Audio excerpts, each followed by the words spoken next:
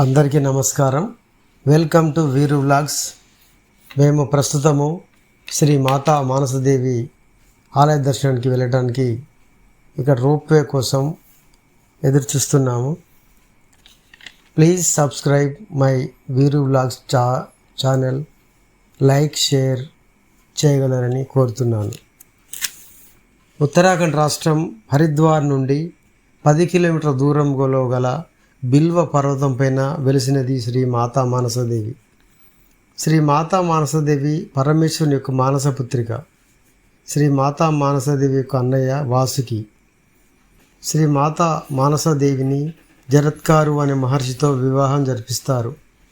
మాతకు గల మరొక పేరు జరత్కారు కావడం గమనించాల్సిన విషయం. ఇక్కడ వెయిట్ చేస్తున్నామండి. ప్రస్తుతానికి ఇక్కడ ఆంధ్రకు సంబంధించినటువంటి కొంతమంది వ్యూయర్స్ వారి యొక్క అనుభవం తెలియజేస్తున్నారు.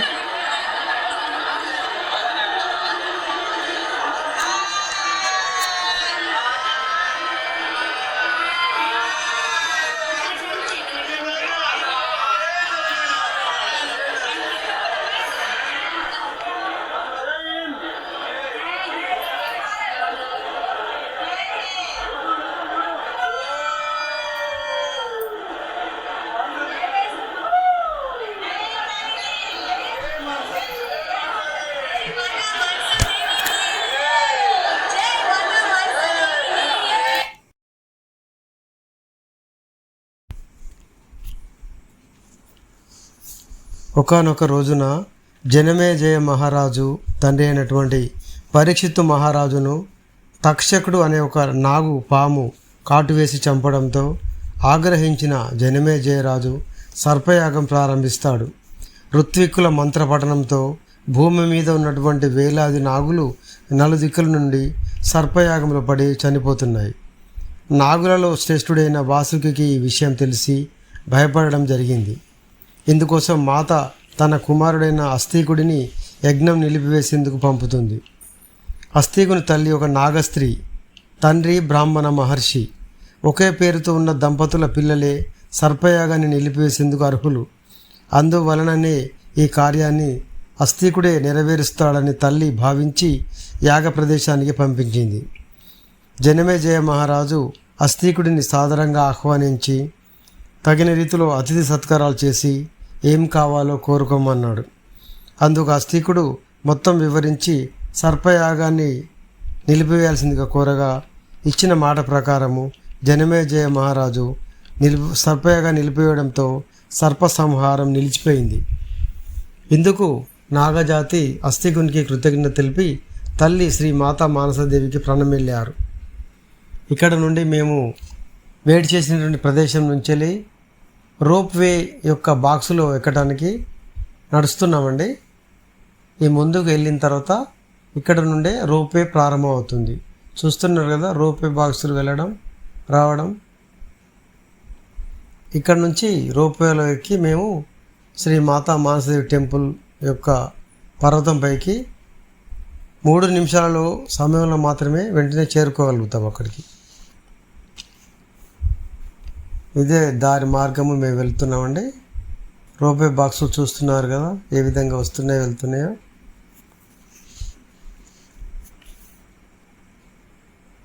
ఇదే ప్రదేశము. ఇక్కడ నుంచి మేము రోప్వే యొక్క బాక్సులో ప్రయాణం ప్రారంభిస్తామండి. చూస్తున్నారు వ్యూయర్స్.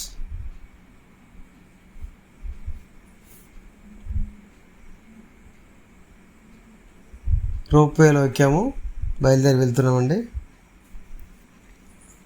శ్రీ మాతా మానసదేవి గురించి.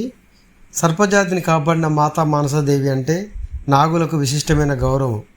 శ్రీ మాతా మానసదేవిని పూజిస్తే భయంకరమైనటువంటి కాలసర్ప దోషాలు కూడా తొలగిపోతాయి, సంతాన ఫలం కలుగుతుంది. ఈ ఆలయాన్ని సిద్ధపీఠంగా కూడా పిలుస్తారు. ఈ ఆలయానికి దగ్గరలోనే మాయాదేవి ఆలయం, చండీదేవి ఆలయాలు కూడా ఉన్నాయి.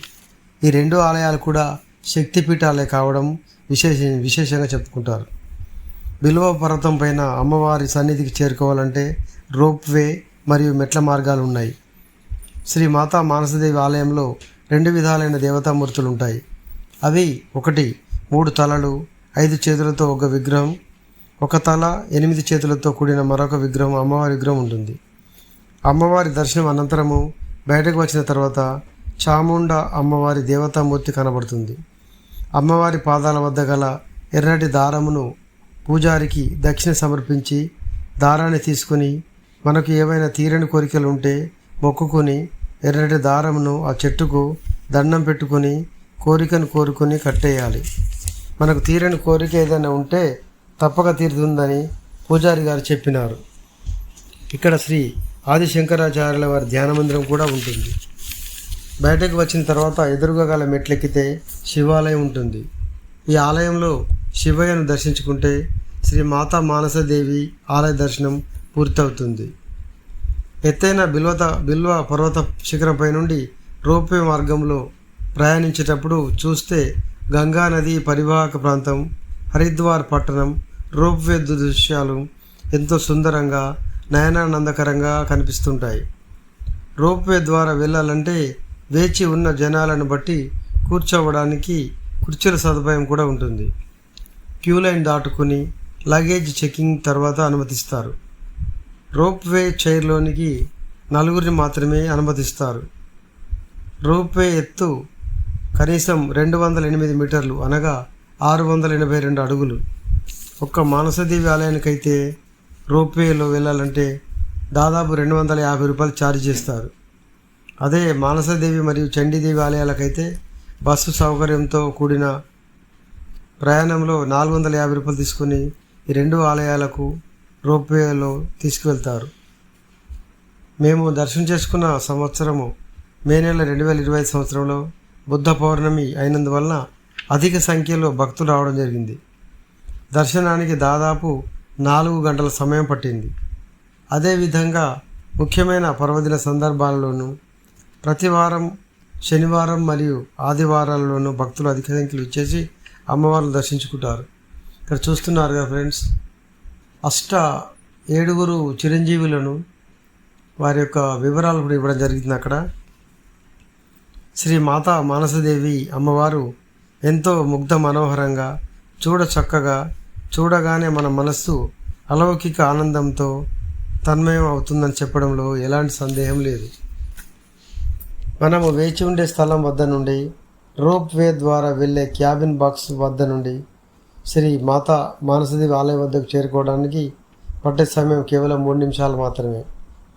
విడతలుగా ఒక ట్రిప్పుకు కనీసం 20 నుండి 40 మంది యాత్రికులను రోప్వే మార్గంలో వెళ్ళే బాక్సుల వద్దకు నెంబర్స్ వారిగా పిలుస్తుంటారు. భక్తుల రద్దీ మేము వెళ్ళిన రోజు పౌర్ణమి కావడం వల్ల చూస్తున్నారు కదా ఎంత రద్దీ ఉందో. అమ్మవారి దర్శనం చేసుకుని తిరుగు ప్రయాణంలో క్యూ లైన్లో దాటి రోప్వే మార్గంలో బాక్సులోకి ఎక్కి క్లినిక్కి వస్తున్నాము.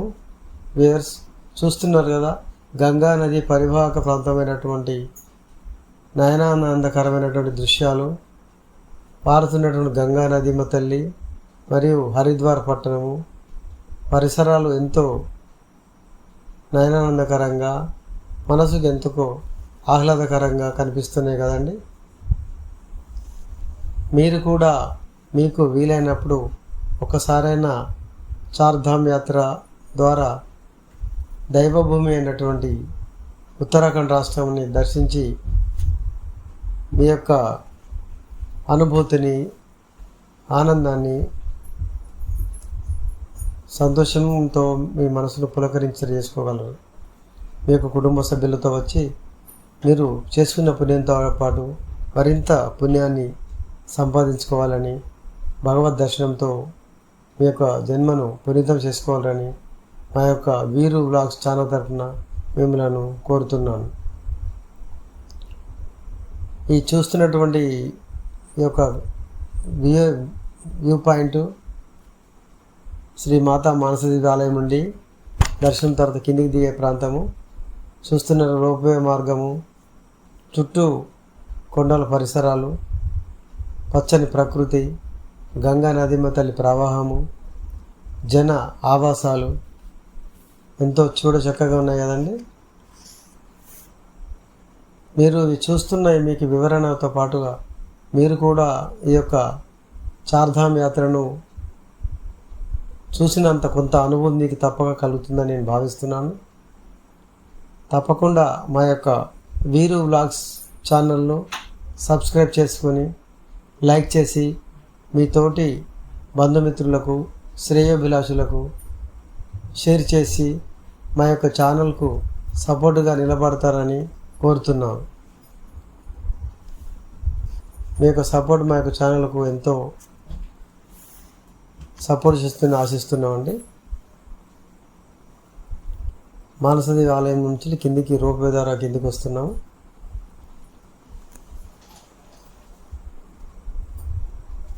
పికప్ పాయింట్ దగ్గర నుంచి తిరిగి మళ్ళీ అదే ప్లేస్కి వచ్చి ఇక్కడ దించుతారు. పరిసరాలు చూస్తున్నారు కదా ఎంత బాగున్నాయో. ఎటు చూసినా పచ్చని ప్రకృతి మన కనులకు ఎంతో ఆహ్లాదంగా ఉంటుంది, నయన ఆనందకరంగా ఉంటుంది.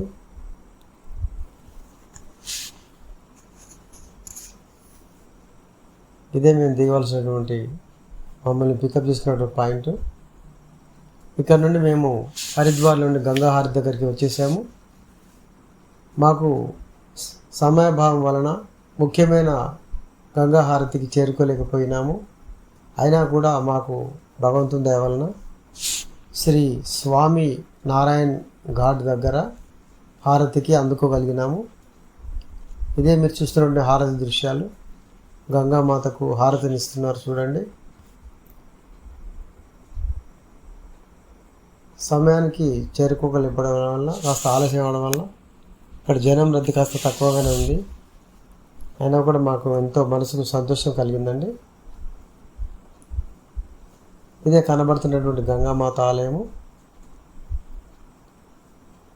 ఇక్కడ గంగామాతను దర్శించుకొని హారతిని వీక్షించి మీ యొక్క జన్మ ధన్యం చేసుకోవాలని కోరుతున్నామండి.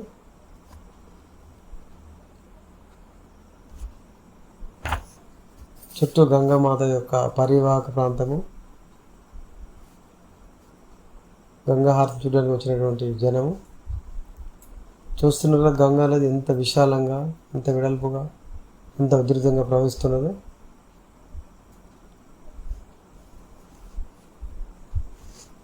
గంగా హారతి దృశ్యాలను కళ్ళారా వీక్షించండి.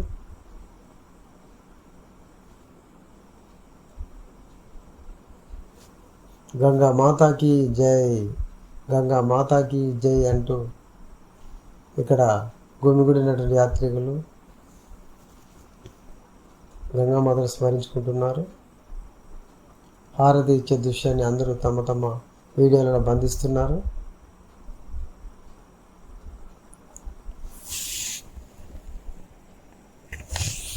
హారతి ఇచ్చిన అనంతరము అందరికీ తిరిగి హారతి ఇవ్వడానికి మెట్లపైకి తీసుకొస్తారు.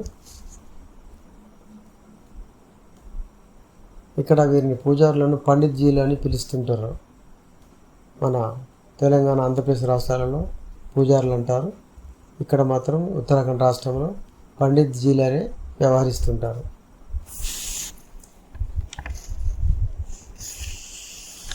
హారతి ఇవ్వడం దాదాపు దగ్గరికి వచ్చేస్తుంది సమయం.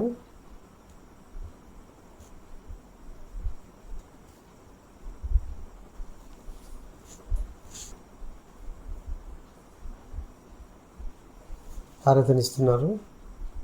మీరు కూడా దర్శించుకోండి. మా యొక్క వీక్షకులు అన్నీ దర్శించుకొని కోవాలని కోరుతున్నాం.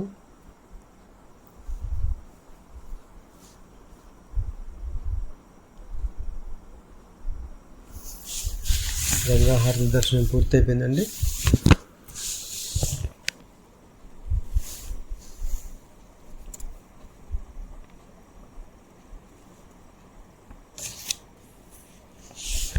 హారతినిచ్చినటువంటి పూజారి గారు, పండిత్జీలు మెట్ల మార్గం పైకి తీసుకొస్తున్నారు అందరి దర్శనార్థం. ఇది శ్రీ స్వామి నారాయణ్ ఘాట్ దగ్గర జరిగేటటువంటి గంగా హారతి కార్యక్రమం.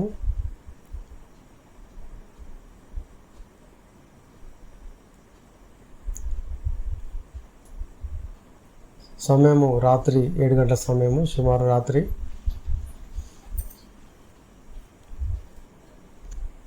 ఇక్కడ దర్శనానికి తీసుకొస్తున్నారు హారతిని. అందరూ దర్శించుకుంటున్నారు, తీర్థప్రసాదాలు అందజేస్తున్నారు. చూస్తున్నారు కదా, మనం కూడా అందరూ క్యూ లైన్లో రావాలని కోరుతున్నారు. జై బోలో గంగా మాతాకి జై.